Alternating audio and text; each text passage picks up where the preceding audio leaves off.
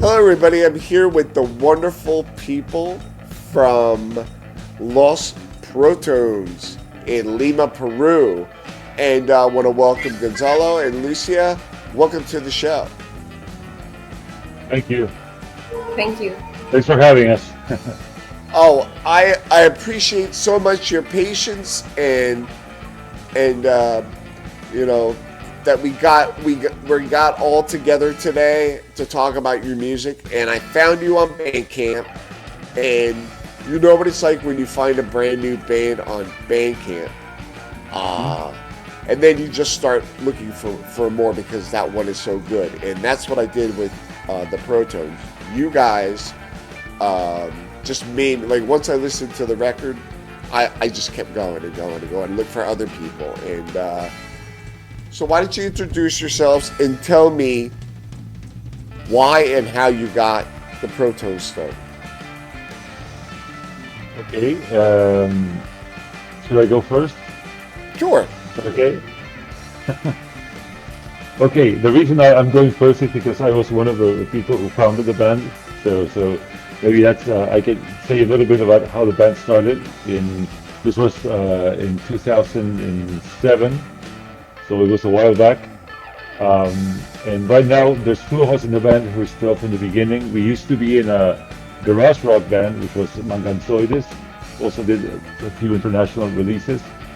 But then we decided that we wanted to go on with just the instrumental part. So this was a while back, and we've had some changes in the lineup, but we've continued with it's kind of a mixture of surf music and psychedelic music and some other stuff like some Peruvian and Latin American rhythms. So I guess that's the first thing I wanted to point out. Maybe Lucia can talk about her.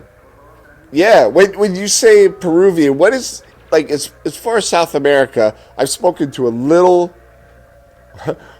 quite a few more bands from Brazil than Peru. Mm-hmm. But what makes Peruvian Latin music so different than the rest of the world? Well, at least from Brazil, the big difference with Brazil is that Peru has the Andes and has a lot of Andean elements in that, so that makes it quite different. But there's also like a tradition of cumbia and other music that comes also from the late 60s and 70s, which is it's not traditional music. It's more modern music, but it has some rock in it, but it also has some traditional and some tropical sounds in it. So it's kind of a mixture. And we don't do that primarily, but we have some of that in our music. Would you say you're a big Exotica fan? Is that incorporated? Somewhat, yes, somewhat. But I think we're mostly a rock band, but we have some of that I think that's kind of distinctive. Yeah, some of the things I heard a lot of mixture between Latin and traditional surf music. Is that what you say you were going for? Yes. Awesome. What do you have to say about this, Lucia? I just wanted to say that what makes us unique, I think, is that we showcase and we celebrate Peruvian music in our music. It's part of, but it's not whole. It's a fusion. Okay. What do you hope to contribute to the band? What? Musically, like what sort of ideas do you want to bring to the band? Well, I'm the most new one, so I play the electric violin, so it's kind of I've been trying to just bring my voice, like a female voice, into the band, and So when you say female voice, well, the album I heard was instrumental, correct? yeah, Okay, so when you say female voice, you mean like an attitude and femininity, like you want to add that. Oh, that's awesome. And if not with my real voice. Like, yeah, yeah. yeah. So you're both in Lima. I'm sure right now you're in your respective homes because we're doing an interview, but you do in fact have a band together that you get together and play. Yeah, And we get together every weekend and practice. So we have a place where we usually rehearse, and we get together quite often, regularly to practice, and hopefully we'll be recording a new album in a few weeks. That's our next project. Where would the best place in Lima be to go to record? Well, Lima is a very big city, so we have just about I don't know 11 or 12 million people here. So I don't know if I could say certainly what the best place is. There's one place we're going to record a lot of at least the basic tracks in about 3 weeks, which is called Dragón Verde, which is a very good studio. I think that's a good place, and I'm sure there's plenty of others that I don't know about, but of the ones that we've seen, that's one of the best. Yeah. How do you, Lucia? I know this is you're on the recordings, correct? Yes. Okay, so what? Maybe I'll ask you. What is the technique? Do you play live to tape, so to speak, in the studio, or like how is the recording process? Like some bands, like they'll just put like 2 mics in a room and get a stereo mix of the room. Like, what is your technique? Well, we record by tracks, like each one of us separated, and we're gonna start with the bass and drum, and then for me, it's been harder for me to make my like what I'm playing in each song. Gonzalo has been helping me, and it's the first time like I joined the band officially in 2023, but I started recording and playing since 2018, 2018, yes, and it's been different each time. It's the third time that I am recording with the Protones, but the 2 times before this, I recorded like alone. I made like my first time with Gonzalo, second time alone, but now we have been jamming all the songs and like making the songs like live. And it's the first time in my life that I've been in this kind of process, and it's been very enriching, like very nourishing for me. Oh, good. Yeah. Do you find it's a good group? If like I don't know how to say it, like a kinship, like a family friends group. Like you all get along and feel comfortable with each other. Yeah. It's like a family. There's no other word I can describe the band. It's a family. Awesome. So, tell me about. I listened to a particular album. It was the one, if you can see over there, the logo that's up in the corner. The album with that logo on it. It's orange. Oh, okay. Yeah. Tell me about that album. Okay, the orange logo, I think there's something I'm not seeing, but I think it must be Maravilla, if it's an orange logo. Yeah. So, if that's the one I'm thinking of, I didn't see it right away, that's our third album, which was from 2013. And that was the second time that we had other instruments come in besides the regular instruments in the band. So we also had a guest sax player on that album and a guest violin player before we played with Lucia. And that that was an album. We had the original lineup of the band that made the first two albums, and that one was the first one with the lineup that's almost the same as the current lineup. You know, we had a new bass player and a new keyboard player coming in at that time. So that was kind of a renewal of the band at that point. Yeah, Oh, nice. and right now it's kind of what Lucia was saying. It's also kind of a renewal because it's the first time we're recording an album with the violin as the full-time instrument. So Oh, that's gonna be awesome. so yeah, so we're trying to get as many different types of, I don't know, voices or dimensions of the violin into different songs. So that's interesting. We're also trying to do some other things differently this time around. So yeah, that should be interesting. Nice, nice. Lucia, how many people are in the band? We are 5 people. Yeah. 5. Yes. Drums, bass, guitar, Gonzalo. I play the violin, and then keyboard. Nice, nice. Is it Farfisa?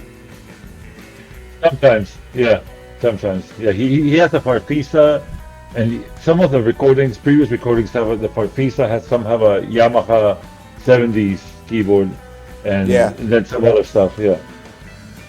But it's when you say psychedelic, what I listen to, could be a little early, Who influence. You know, like I don't want to say psychedelic, but it had that kind of that vibe, and not the fuzz, the psychedelic, right? Yeah, some of I think that because we played in a garage rock band before, that maybe some of that carried through, some of that like mid '60s type of Yeah, yeah, and also the fact that some of the bands from Peru in the '60s that played surf influenced music, they came out later. They came out like in the mid '60s when there was already psychedelic music around. So I guess in a way we're kind of like them. We're mixing things up that perhaps in the U.S. weren't mixed up at that time. So it's kind of a combination of styles that didn't really live together in the States, but or other places, but here they did for a while in the late '60s. tell me about that, because there's probably a lot of people like me who don't wouldn't understand the references that you're making right now. So give me some examples Okay. of that mixture. Yeah. So like, okay, so the ones that you could easily look up, if I mention them, would be, for example, Los Belkings, were a instrumental band from Peru that started around 1966, 67. And if you listen to them, you can hear the surf influence and the Ventures influence and the Shadows influence, but you can also hear like a fuzz pedal and some of the more like psychedelic influences in there. So it's yeah, so it doesn't sound like the instrumental bands that were in the U.S. in the early '60s. It sounds a little bit like it, but not completely. And then other bands from then, like Los Holis, which is spelled like holy in English, Holy. Yeah. Also, they were also instrumental. There's also a band called Los Shains, which is spelled Shain, Los Shain, which they weren't instrumental, but they had some instrumentals, and when they did, they really sounded a lot like garage and surf bands from North America. So those are some influences from back then, I think, that would be interesting to check out. Nice. Nice. Lucia, you have you play violin, but you're in a surf band, and I want to know, not surf related, but violin. Like, what are some of the some of the music that you may know that you love so much that people might not be aware of that you use as an influence in Protones? Well, I don't know if there's a reference for me, like, but for example, Los Belkings, they have violins on their some of their music, um, I consider that my influences are very mixed, like funk, pop, rock, but I don't know if it's specifically in surf. Like I think Los Belkins is my best reference, and I love. Can you when we're done, can you send me, either of you, send me a link to that band so I can check them out? Sure, sure. But Because- also, yeah, sorry, Ryan, sorry I interrupted. But also, I think I wanted to compliment what Lucia was saying, because she also has a classical training. So I think that's also important. I think that none of the rest of us have that. So I think that's also something that she brings to the band. Yeah. Maybe the composition you understand how to communicate because of your your training, right? Yes, I have formal classic training, but I am playing it like rock since, like not classic, but only rock since the last maybe 15 years. Nice, nice. If you were a guitar nerd like me, you would say Yngwie Malmsteen would be like the guitar equivalent to translating classical music into rock music. Is that fair? Like Yes. what you're doing, you're bringing classical into surf and rock and garage. Well, I continue, like Los Protones already had violins before I joined the band. Like, I am bringing something new, but it was already in the band when I Okay. joined it. No, Did that's you the hear- time. That's the difference. Yeah. Oh, I see. Did you hear melodies that you added that maybe the rest of the band wasn't thinking about? Yes, sometimes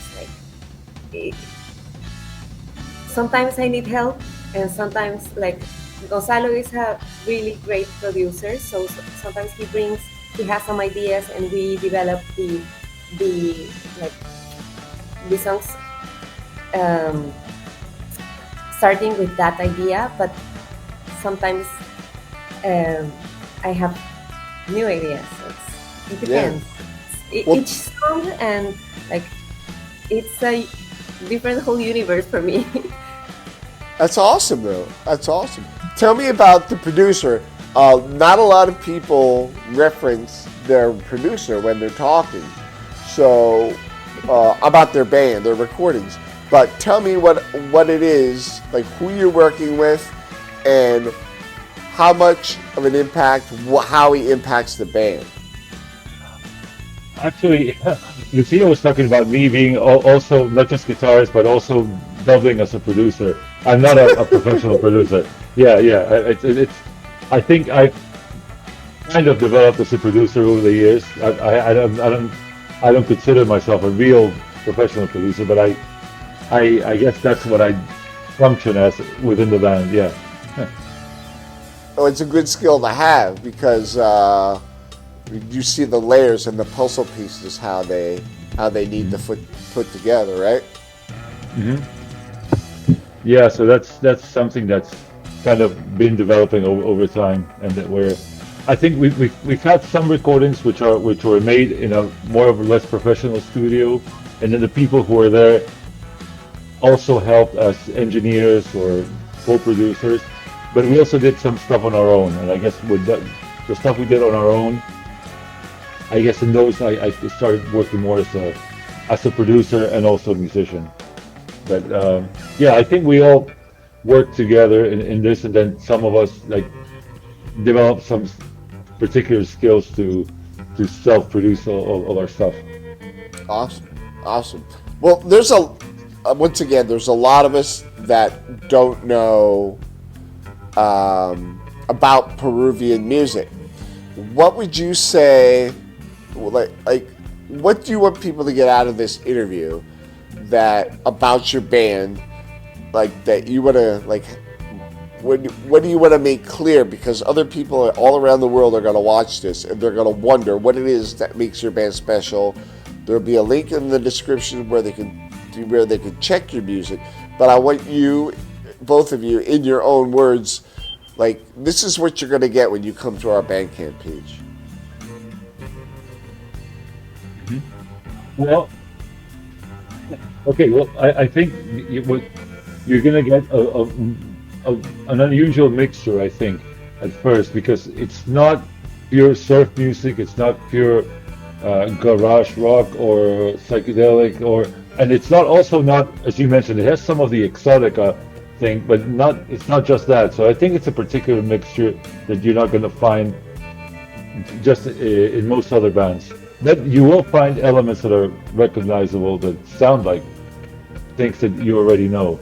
But I think that particular mixture has to do not only with what we think of spontaneously, but also there's somewhat of a tradition of rock music and instrumental and surf music from Peru that I think you can also find in our music. So I think it's a particular kind of instrumental music that you'll find there. But we're not just reviving the past. I mean, most of what we do is our own composition. So it's also, I think there's also a lot of original material there.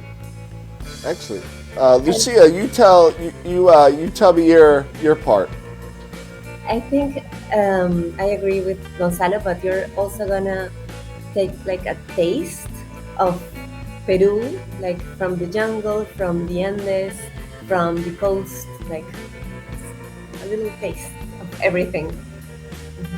What is it? Yes. What makes Peru unique? That for me, I live in a heavily wooded area. And while there are cities around, Philadelphia is primarily my city. I love quiet. I love nature, and the nature around here is just nothing but wooded area and animals, deer, foxes, things like that. Like, what is unique that people don't know about Lima in Peru?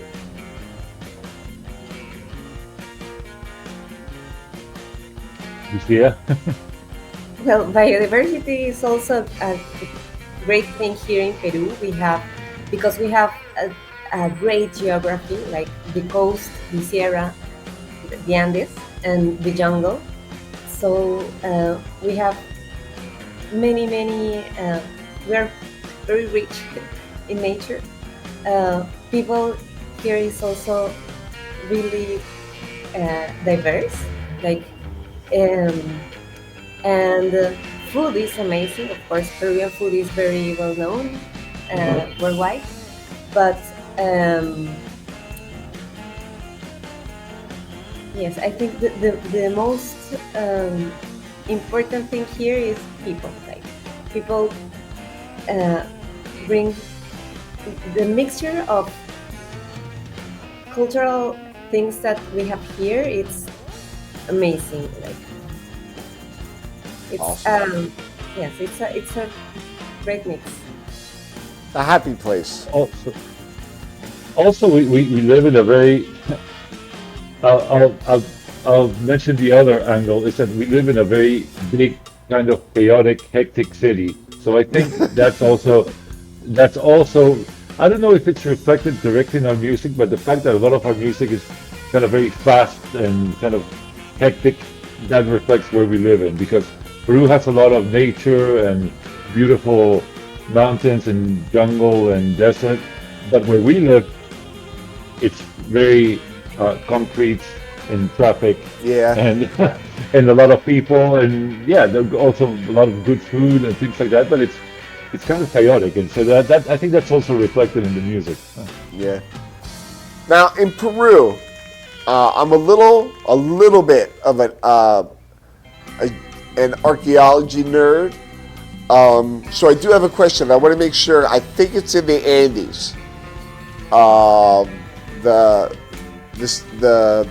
Was it a palace or temple that was built on top of the Andes? What is that called? Machu Picchu. Yes. Tell me about that, because that will strike a chord with many people. They'll be able to, that's a common frame of reference. Yeah, that's in Lucia. I'm sure she'll say more than I. But I just to place it. This is in the Andes. It's not in the really high end. It's more like all green in the area between the Andes and the jungle, and it was called the lost city of the Incas because it wasn't really found by most people until the 20th century. So that's and it's probably Peru's biggest tourist attraction. And it's pretty impressive. I've been there twice. Once as a child, and then once about 4 or 5 years ago I went again. So yes, it's very impressive. Awesome. Yes, it's one of the seven wonders of the world, but actually it's a whole city. It's not only a temple or a castle. It's a whole city, and we have more than 30,000 archaeological sites in Peru. Like if you dig somewhere, you're gonna find something. Like it's Yeah. there are so many cities and temples and castles and everything in the whole country. Yeah. They're like, scientists are developing technology that makes it far easier than in the past to find things in the jungle, or the Amazon is full of things that are kind of making alarms go off. If you look deep enough on the internet, there is some real stuff there, and not some like conspiracy stuff. There's real